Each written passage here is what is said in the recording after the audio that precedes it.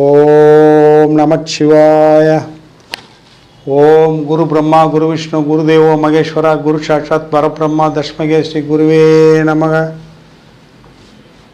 Sunlight astro multiphase media YouTube channel வழியாக தங்களை சந்திப்பதில் மகிழ்ச்சி அடைகிறேன்.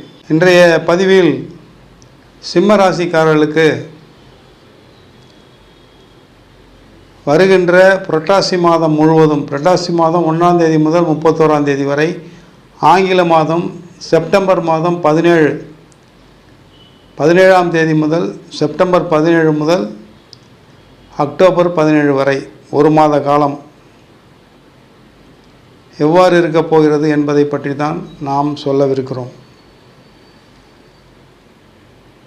அதாவது சிம்மராசிக்காரர்களுக்கு இந்த ஒரு மாத காலம், தமிழ் மாதம் புரட்டாசி மாத காலம் முழுவதும், ஆங்கிலத்தில் செப்டம்பர் மாதம் 17ஆம் தேதி முதல் அக்டோபர் மாதம் 17ஆம் தேதி வரை, இந்த 31 நாட்கள் தான் நாம் சிம்மராசிக்காரர்களுக்கு என்ன பலன் நடக்கப் போகிறது என்பதை பற்றி இந்த பதிவில் சொல்லவிருக்கிறோம். முதலில் அந்த புரட்டாசி மாதம் 1ஆம் தேதி நடக்கக்கூடிய கிரக நிலைகளை பற்றி பார்ப்போம். ரிஷபராசியில் குரு பகவான், மிதுன ராசியில் செவ்வாய், சிம்ம ராசியில் இருக்கக்கூடிய புதன் சரியாக செப்டம்பர் 23ஆம் தேதி கன்னி ராசிக்கு பிரவேசமாகிறார். அதே வேளையில் கன்னி ராசியில் பிரவேசிக்கின்ற சுக்கிரன் புரட்டாசி மாதம் 2ஆம் தேதி, அதாவது 18ஆம் தேதியே துளாராசிக்கு சென்று விடுகிறார். இந்த 2 கிரக நிலைகள் தான் இந்த ஒரு மாதத்தில். மற்றபடி நாம் சொல்லிய அனைத்து கிரக நிலைகளும் இந்த ஒரு மாதம் வரைக்கும் இருக்கக்கூடியது.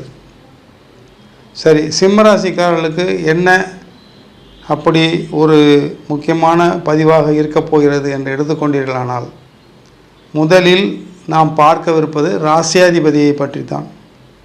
சிம்மராசிக்கு அதிபதி சூரியன் இந்த புரட்டாசி 1ஆம் தேதி கன்னிராசிக்கு சென்று விடுகிறார். ஏற்கனவே கன்னிராசியில் இருக்கக்கூடிய சுக்கிரன், கேது அந்த கிரகங்களுடன் சூரியன் போய் இணைகிறார். ஆனால் அடுத்த நாளே சுக்கிரன் பயிற்சியாகி துலா ராசிக்கு சென்று விடுகிறார், அது வேறு. ஆனால் சூரியன் கேதுவுடன் போய் இணைகிறார் 2ஆம் வீட்டில். 8ஆம் வீட்டில் ராகு. சரி, 2 கூடைய புதன் இந்த மாத ஆரம்பத்தில் புரட்டாசி மாதம் 1ஆம் தேதி அன்று ஜென்ம ராசியில் சஞ்சரிக்கிறார். வெறும் 7 நாட்கள் மட்டுமே. 23/9/2024 அன்று கன்னிராசிக்கு வந்து விடுகிறார் புதனும். எனவே ராசிக்கு 2ஆம் வீட்டிற்கு புதன் வந்து விடுவதால் சூரியன் புதன் கேது சேர்க்கை ஒரே வாரத்தில். என்ன நடக்கப் போகிறது? 2 கூடையவன் சுக்கிரன், கன்னிராசிக்கு 2 கூடிய சுக்கிரன், சிம்மத்துக்கு 3 கூடிய சுக்கிரன் 3ஆம் வீட்டில். அதே நேரத்தில் சிம்ம ராசிக்கு 10க்கு அதிபதி சுக்கிரன் தான் ரிஷபராசியில். அந்த அதிபதி 3ஆம் வீட்டில் துளாராசியில். சரி, சிம்ம ராசிக்காரருடைய அதிபதி என்று சொல்லக்கூடிய சூரியன் கேதுவுடன் போய் இணைகிறார். நிழல் கிரகமான பாவக்கிரகமாகிய கேதுவுடன் இணைகிறார் சூரியன். சூரியனும் பாவக்கிரகம்தான், இருந்தாலும் சிம்மராசிக்காரர்களுக்கு ராசியாதிபதி இல்லையா?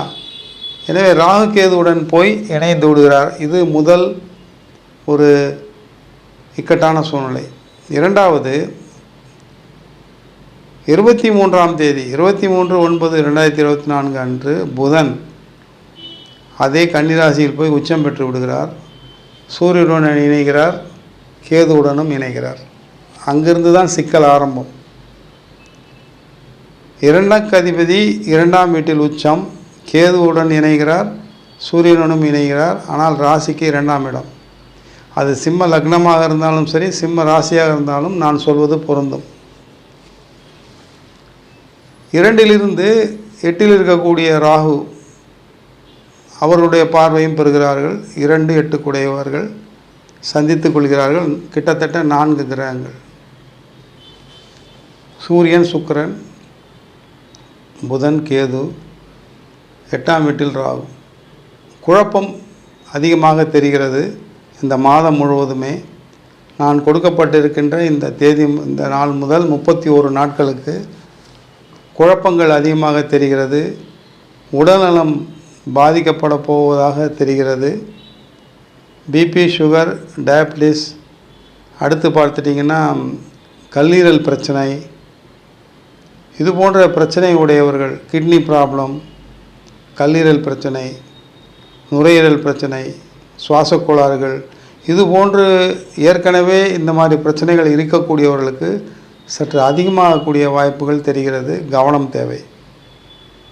உடல் நலனில் கவனம் தேவை. சரி, மற்றபடி செவ்வாயை பொறுத்தவரையில் ராசிக்கு 11ஆம் வீட்டில் பிரவேசிக்கிறார் செவ்வாய். செவ்வாயாகப்பட்டவர் சிம்மராசிக்காரர்களுக்கு 4ஆம் வீட்டு அதிபதி. 4ஆம் வீட்டு அதிபதி அதே வேளையில் அவரே தான் 9ஆம் வீட்டு அதிபதி, பாக்கியாதிபதி. அவர் 11ஆம் வீட்டில் சஞ்சரிக்கிறார். பிரச்சனை இல்லை. இருந்தாலும் அந்த செவ்வாயினுடைய பார்வை, தன்னுடைய 7ஆம் பார்வையானது இவருடைய ராசிக்கு 5ஆம் இடத்திலும், சிம்மராசிக்கு 5ஆம் இடத்திலும், செவ்வாயாகப்பட்டவர் 8ஆம் பார்வையாக சிம்மராசிக்கு 6ஆம் வீடாகிய மகரத்தை பார்வையிடுகிறார்.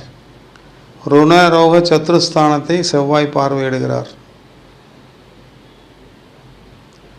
எதிரிகளின் கைகள் ஓங்கும், எதிரிகளின் பலம் கூடும், எதிர்ப்புகள் கூடும், மனநிலையில் மாற்றங்கள், தாங்கள் வகிக்கக்கூடிய பதவியில் மாற்றங்கள், அல்லது தாங்கள் இருக்கக்கூடிய வேலை செய்யக்கூடிய இடத்தில் தங்களுக்கும் தங்களுடன் வேலை செய்கின்ற நபர்களுக்கும் சில பிரச்சனைகள், மன அபிப்பிராய பேதங்கள், சிக்கல்கள், சங்கடங்கள் வருவதற்கு வாய்ப்பிருக்கிறது. உடல்நல பிரச்சனை என்பது சரி செய்து கொள்ளலாம், மருத்துவமனைக்கு சென்று சரி செய்து கொள்ளலாம். ஆனால் பணி செய்யும் இடத்திலே பிரச்சனை என்றால், தாங்கள் செய்யும் தொழில், ஒருவேளை தாங்கள் சுயதொழில் செய்வராக இருந்தால் தாங்கள் செய்யும் தொழிலில் பிரச்சனை, தாங்கள் செய்யக்கூடிய தொழில் வேலை செய்பவர்களுடன் கருத்து வேறுபாடு, வேலை செய்பவர்கள் திடீரென்று நின்று விடுவார்கள், திடீரென்று பெரிய பெரிய தொழில் நிறுவனம் நடத்துபவர்கள் திடீரென்று முதலாளிகளுடன் ஒரு கருத்து வேறுபாடுகள் வந்துவிடும். இவ்வாறாக சில சிக்கல்கள் தெரிகிறது. தொழிலில் ஏதோ ஒரு வகையில் இடையூறுகள் தெரிகிறது. தொழிலில் திடீரென்று எதிரிகள் முளைப்பார்கள். தங்களுக்கு தேவையில்லாத சில சம்பாஷணைகளும் சில பிரச்சனைகளும் தங்களை தேடி வரலாம். கவனம் தேவை, எச்சரிக்கை தேவை. குடும்பத்தை பொறுத்தவரையில் குடும்ப நபர்கள் நிச்சயமாக தங்களுக்கு சாதகமாகவும் தங்களுக்கு அனைத்து விதத்திலும் ஒரு உதவிகரமாகத்தான் இருப்பார்கள். அதில் எந்தவித சந்தேகமும் இல்லை. குடும்பம் சௌக்கியம், குடும்ப நபர்களுடன் சௌக்கியமாக இருப்பீர்கள். ஆனால் வெளிவட்டாரத்தை பொறுத்தவரையில், வெளிப்புற சூழ்நிலையை பொறுத்தவரையில் அனைத்து விதத்திலும் கவனமாகவும் கவனத்துடனும் செயல்பட வேண்டிய கட்டாயம் இருக்கிறது. எதிரிகளின் பலம் ஓங்கக்கூடிய மாதமாக தெரிகிறது இந்த ஒரு மாதம். ஒருவேளை தாங்கள் வைக்கக்கூடிய பதவிக்கு ஆபத்து வரலாம், அல்லது தாங்கள் வைக்கக்கூடிய வேலை செய்யக்கூடிய இடத்திற்கு பிரச்சனை வரலாம், அல்லது தாங்கள் செய்யக்கூடிய வேலையில் ஏதாவது கோளாறுகள் ஏற்பட்டு அதுக்கு மேலதிகாரிகள் ஏதாவது தவறுகள் கண்டுபிடித்து தங்களுக்கு மெமோ ஷார்ட் ஷீட் கொடுக்கலாம். மொத்தத்தில் தாங்கள் வேலை செய்கின்ற இடத்திலோ தாங்கள் செய்கின்ற தொழில் விஷயத்திலோ அந்த தொழில் சம்பந்தப்பட்டவர்கள் பிரச்சனைகளை எழுப்பலாம்.